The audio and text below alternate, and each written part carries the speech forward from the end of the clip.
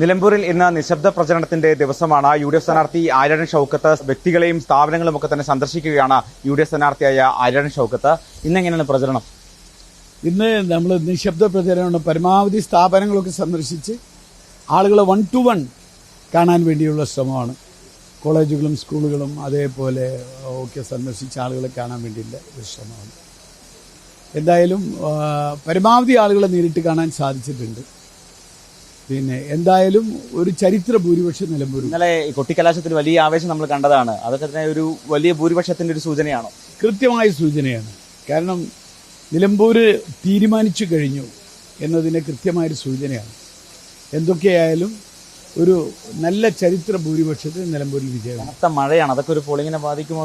മഴയൊന്നും പോളിങ്ങിനെ ബാധിക്കില്ല. പിന്നെ കാരണം ആളുകൾ അത്ര ആവേശത്തിലാണ്. ഈ തെരഞ്ഞെടുപ്പ് പ്രചരണ രംഗത്തും നല്ല കനത്ത മഴയുണ്ടായിരുന്നു. പക്ഷെ എങ്കിലും അതൊന്നും പോളിങ്ങിനെ ബാധിക്കുന്ന പ്രശ്നമില്ല.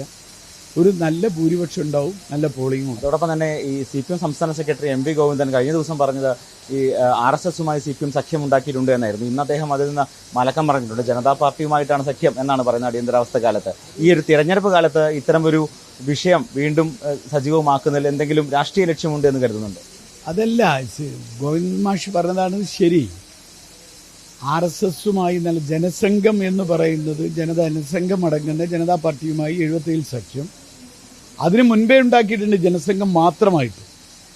ജനസംഘവുമായി മാത്രമായിട്ട് സഖ്യം ഉണ്ടാക്കിയിട്ടുണ്ട് 967. കോൺഗ്രസ് ഇതര മുഖ്യമന്ത്രിമാർ ഇന്ത്യ രാജ്യത്തുണ്ടാകണമെന്ന് പറഞ്ഞ് ജനസംഘവുമായി സഖ്യം ചേർന്നു. ഉത്തർപ്രദേശിലടക്കം. അന്നൊക്കെ അവിടെയൊക്കെ പാർട്ടി ഉണ്ടായിരുന്ന സ്ഥലമാണ്, ഇന്നത്തെ പോലെയല്ല. അതിനൊക്കെ വളരെ വ്യക്തമായി ചരിത്രമുണ്ടല്ലോ, വളരെ വ്യക്തമായിട്ട്. അത് ഏത് സമയം ഈ CPM ജനസംഘവുമായും അല്ലെങ്കിൽ RSSുമായും ഒക്കെ ഉണ്ടാക്കിയ ചരിത്രമാണ് ഉള്ളത്. വർത്തമാനകാലത്തും നടന്നുകൊണ്ടിരിക്കുന്നത്. ഇപ്പോൾ അത് വീണ്ടും ചർച്ചയാക്കുന്നതിൽ എന്തെങ്കിലും ഈ തെരഞ്ഞെടുപ്പിൽ? വർത്തമാനകാലത്തും അത് നടന്നുകൊണ്ടിരിക്കുന്നു.